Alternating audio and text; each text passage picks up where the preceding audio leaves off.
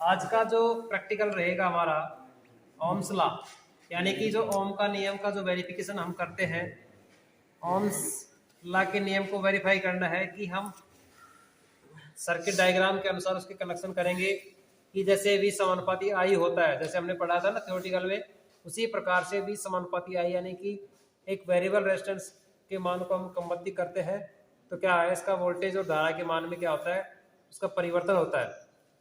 ठीक है, तो हम वेरीफाई करेंगे ओम्स लॉ।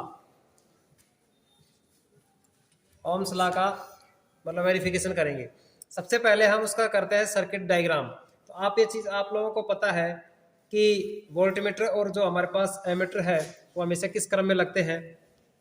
वोल्टमीटर और एमीटर किस में लगते हैं, जैसे वोल्टमीटर हमेशा समांतर क्रम में लगता है। जैसे हमने ये वोल्टमीटर लगा दिया, वोल्टमीटर के दो तार होते हैं, लगा दिया। उसी प्रकार से हमने ये मेन सप्लाई यहाँ से इनपुट पावर दी है। ठीक है, और इसके बाद में क्या करना है कि एमीटर हमेशा वोल्टमीटर के श्रेणी क्रम में हम क्या लगाएंगे, एक वेरिएबल रेजिस्टेंस लगाएंगे। ये वेरिएबल रेजिस्टेंस हमारे पास इस प्रकार से सिंबल है। ठीक है, तो ये हमारे पास क्या है, एक वेरिएबल रेजिस्टेंस है।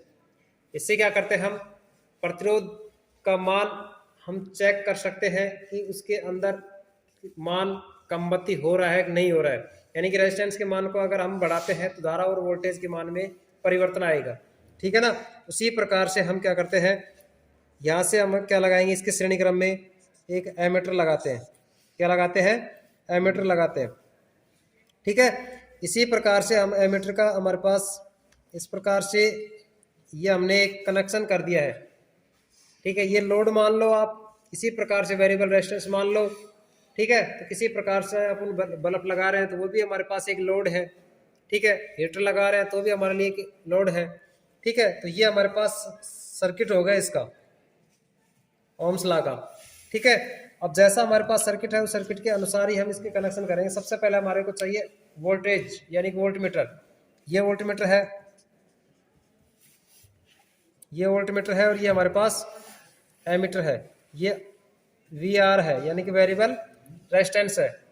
ठीक है, और यहाँ पे हम देते हैं AC सप्लाई। क्या देते हैं, AC सप्लाई। तो ये था हमारे पास ओम्स लॉ का, यानी कि वेरिफिकेशन करना था। देखिए आप लोगों को थ्योरेटिकल में पढ़ाया था कि जैसे हमारे पास V बराबर क्या होता है, IR होता है ना। उसी प्रकार से R का मान अगर हम बात करते हैं तो क्या होगा, V/I होता है। R का मान अगर बढ़ाते हैं तो I के मान में क्या होगा, परिवर्तन होगा। और एक चीज आपने ये भी पढ़ा है, V समानुपाती I पढ़ा है ना, यानी कि V बढ़ता है तो I भी क्या होगा, बढ़ेगा। इसी प्रकार से हम देखते हैं कि रेजिस्टेंस के मान को, वेरिएबल रेजिस्टेंस को हम कन्वर्ट करते हैं तो क्या परिवर्तन होता है, नहीं होता है।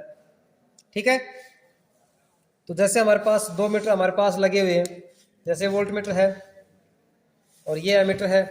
ठीक है, तो जैसा हमारे पास मीटर भी हमारे पास 2 प्रकार के होते हैं। जैसे हमारे पास एक होता है, देखिए हम बात यहाँ पे कर रहे थे कि V समानुपाती I होता है, और जैसे हमने यहाँ पे मीटरों की बात कर रहे थे, मीटर 2 प्रकार के होते हैं। एक होता है हमारे पास मूविंग कॉइल और एक होता है मूविंग आयरन, जिसमें एक हमारे पास MI टाइप का होता है और एक हम होता है MC टाइप का। ठीक है, MI का मतलब मूविंग आयरन, मूविंग आयरन, और ये MC का मतलब क्या होता है, मूविंग कॉइल। ठीक है, अब इन दोनों के सिंबल भी आप लोगों को पता होना चाहिए। मूविंग कॉइल का मतलब यहाँ पे इस प्रकार की, यानी कि U प्रकार का, यानी उल्टा U प्रकार का क्या होता है, सिंबल होता है। तो ये तो हमारे पास मूविंग कॉइल का हो गया। और जो मूविंग आयरन होता है वो इस प्रकार से होता है। ठीक है, इस प्रकार से इस बीच में तो डंडी सी लगी हुई होती है, तो ये मूविंग आयरन है। और मूविंग कॉइल हमेशा पूरी की पूरी एक DC सब पावर पर काम करता है, और moving iron AC to DC दोनों पर काम करता है। ठीक है, ये चीज कई बार क्वेश्चन आया हुआ है कि मूविंग आयरन जो AC और DC दोनों पर लागू होता है, और जो मूविंग कॉइल होता है वो ओनली DC पर लागू होता है। तो हम दोनों के दोनों, हम जैसे मान लिया कि आयरन प्रकार के लिए रखे हैं। देखिए यहाँ पे सिंबल दिख रहा है आप लोगों को, सिंबल दिख रहा है ना, ये तो हमने ये सिंबल बनाया है, सिंबल दिख रहा है आप लोगों को। तो ये दोनों पर काम करेगा ना, AC DC दोनों पर। इसी प्रकार से ये एमीटर है, एमीटर भी हमारे पास आयरन प्रकार का MI टाइप का ही है। ठीक है, तो ये दोनों हमारे पास किस प्रकार के होंगे, AC और DC दोनों पर लागू होंगे। ठीक है, तो ये थे हमारे पास और ये लोड के लिए हमने एक लैंप ले रखा है या हीटर ले रखा है। ये हमारे पास ऑटो ट्रांसफार्मर है, वेरिएबल वोल्टेज।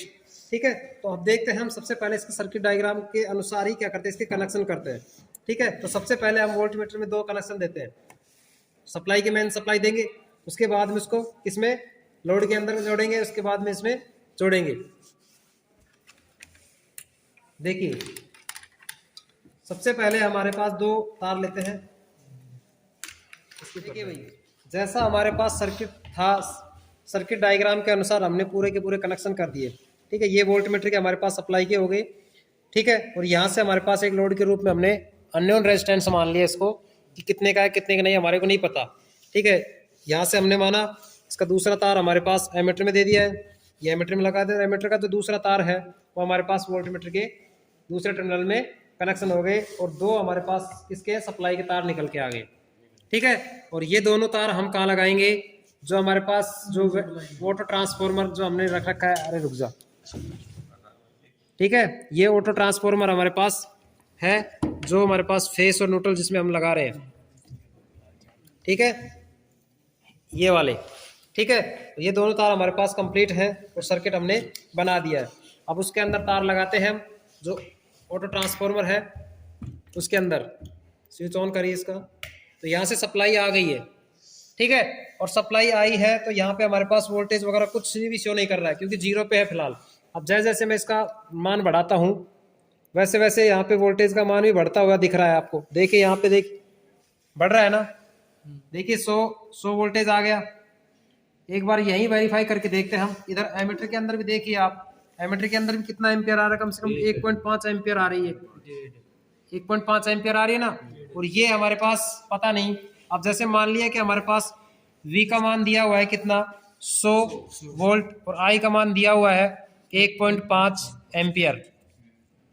ठीक है, R का मान हमारे को नहीं पता है, तो R का मान ज्ञात करने के लिए क्या होता है formula, V upon I। V का मान हमारे पास कितना, 100 और 1.5। अगर इसको मल्टीप्लाई करते हो, भाग देते हो, तो कितना, 0 उठा दिया तो कितने 1000 हो गए ना। तो 1000 में 15 का भाग देते हो तो कितना आता है, देखिए एक बार इसके कर ले, चालू कर दिया।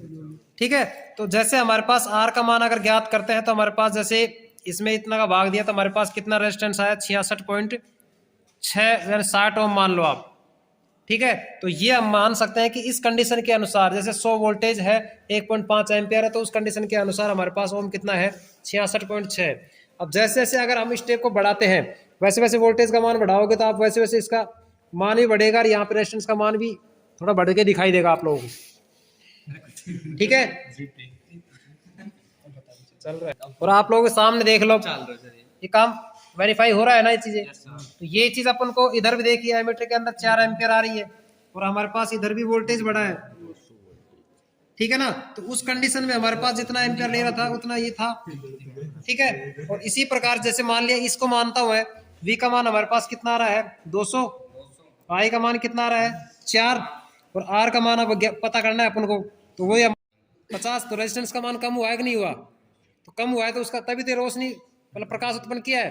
तो हम ये कह सकते हैं कि V समानुपाती I तो होता ही है, तो यानी कि हम V बराबर क्या होता है, IR होता है, और R का मान ज्ञात करते हैं V अपॉन I होता है। जैसे R बढ़ा रहे हैं, ठीक है, करंट बढ़ रही है, तो R क्या हो रहा है, वहां पे कम होता है, तो बढ़ाया कि नहीं। जैसे करंट हमारे 4 एम्पियर हुआ ना, तो हमारे पास यहाँ पे जैसे करंट थी 1.5 थी, कम थी ना, तो रेजिस्टेंस ज्यादा था 66, और यहाँ पे हमारे पास करंट 4 एम्पियर हुई है, तो हमारे पास उसका रेजिस्टेंस कितना आया है, 50 ओम आया है, तो कम हुआ है कि नहीं हुआ। तो हम यही कह सकते हैं कि इसको प्रूव करके देख सकते हैं हम कि ओम्स लॉ वेरिफिकेशन, यानी वेरीफाई कर सकते हैं हम उसको। ठीक है, तो हम थ्योरेटिकल पार्ट में तो चीजें पढ़ी है कि V बराबर IR होता है, लेकिन हम उस चीज को प्रूफ करके देख लिया कि किस प्रकार से काम करता है कि नहीं करता है। जैसे जैसे मान के सर वोल्टेज और बढ़ाते हैं हम, तो वहां पे इसका रेजिस्टेंस का मान और भी कम होता रहेगा, और वैसे वैसे करंट का मान ही बढ़ रहा है, वोल्टेज का बढ़ रहा है। तो हमने फर्स्ट में ये चीज आप लोगों को बताई थी, V समानुपाती I होता है, V बढ़ेगा I भी बढ़ेगा। देखिए V बढ़ रहा है तो इधर I भी बढ़ रहा है, बढ़ रहा है कि नहीं बढ़ रहा है। तो ये हमारे पास वेरीफाई क्लियर हुआ कि नहीं हुआ, वेरिफिकेशन कंप्लीट है ना ये चीजें। जैसा हमने थ्योरेटिकल पढ़ा है उसी प्रकार से उसका सत्यापन किया है। समझ गए बात को? सभी के समझ में आ गई? आप आराम से कर सकते हो, उस चीज को प्रूफ करके देख सकते हो कि हम इसका एक वेरिफिकेशन पूरा कंप्लीट, ओम्स लॉ, V समानुपाती I, ठीक है ना? तो आई होप आप लोगों के वीडियो समझ में आई होगी सभी के। अगर फिर भी आप लोगों को किसी प्रकार का डाउट हो तो आप अपने कमेंट बॉक्स में जाइए और कमेंट करिए कि हमारे को ये चीज़ समझ में नहीं आई, तो हम उसका दोबारा से उसका प्रूफ करके वेरीफाई करेंगे, ठीक है? अगर आप लोग इस वीडियो के ऊपर नए हो तो क्या करें, चैनल को सब्सक्राइब करें, लाइक करें और शेयर करें, ठीक है? और शेयर ज़्यादा से ज़्यादा करिए ताकि आप लोगों को बेनिफिट मिल सके, हम उसी प्रकार से वीडियो को अपलोड करते रहिए। जय हिंद, जय भारत। 50 तो रेजिस्टेंस का मान कम हुआ है कि नहीं हुआ? तो कम हुआ है तो उसका तभी तो रोशनी मतलब प्रकाश उत्पन्न किया है। तो हम ये कह सकते हैं कि V समानुपाती I तो होता ही है, तो यानी कि हम V बराबर क्या होता है, IR होता है, और R का मान ज्ञात करते हैं, V अपॉन I होता है। जैसे R बढ़ा रहे हैं, ठीक है, करंट बढ़ रही है तो R क्या हो रहा है, वहां पे कम होता है, तो बढ़ाएगा नहीं है। जैसे करंट हमारे 4 एम्पियर हुआ ना, तो हमारे पास यहाँ पे जैसे करंट थी 1.5 थी, कम थी ना, तो रेजिस्टेंस ज्यादा था 66, और यहाँ पे हमारे पास करंट 4 एम्पियर हुई है तो हमारे पास उसका रेजिस्टेंस कितना आया है, 50 ओम आया है। तो कम हुआ है कि नहीं हुआ? तो हम यही कह सकते हैं कि इसको प्रूफ करके देख सकते हैं हम कि ओम्स लॉ वेरिफिकेशन, यानी वेरीफाई कर सकते हैं हम उसको, ठीक है? तो हम थ्योरेटिकल पार्ट में तो चीजें पढ़ी है कि V बराबर IR होता है, लेकिन हम उस चीज को प्रूफ करके देख लिया कि किस प्रकार से काम करता है कि नहीं करता है। जैसे जैसे मान के सर वोल्टेज और बढ़ाते हैं हम, तो वहां पे इसका रेजिस्टेंस का मान और भी कम होता रहेगा, और वैसे वैसे करंट का मान ही बढ़ रहा है, वोल्टेज का बढ़ रहा है। तो हमने फर्स्ट में ये चीज आप लोगों को बताई थी, V समानुपाती I होता है, V बढ़ेगा I भी बढ़ेगा। देखिए V बढ़ रहा है तो इधर I भी बढ़ रहा है, बढ़ रहा है कि नहीं बढ़ रहा है? तो ये हमारे पास वेरीफाई क्लियर हुआ कि नहीं हुआ? वेरिफिकेशन कंप्लीट है ना ये चीजें? जैसा हमने थ्योरेटिकल पढ़ा है उसी प्रकार से उसका सत्यापन किया है। समझ गए बात को? सभी के समझ में आ गई?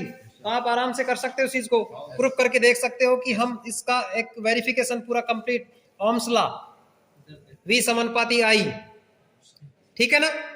तो आई होप आप लोगों के वीडियो समझ में आई होगी सभी के। अगर फिर भी आप लोगों को किसी प्रकार का डाउट हो तो आप अपने कमेंट बॉक्स में जाइए और कमेंट करिए कि हमारे को ये चीज़ समझ में नहीं आई, तो हम उसका दोबारा से उसका प्रूफ करके वेरीफाई करेंगे, ठीक है? अगर आप लोग इस वीडियो के ऊपर नए हो तो क्या करें, चैनल को सब्सक्राइब करें, लाइक करें और शेयर करें, ठीक है? और शेयर ज़्यादा से ज़्यादा करिए ताकि आप लोगों को बेनिफिट मिल सके, हम उसी प्रकार से वीडियो को अपलोड करते रहिए। जय हिंद, जय भारत।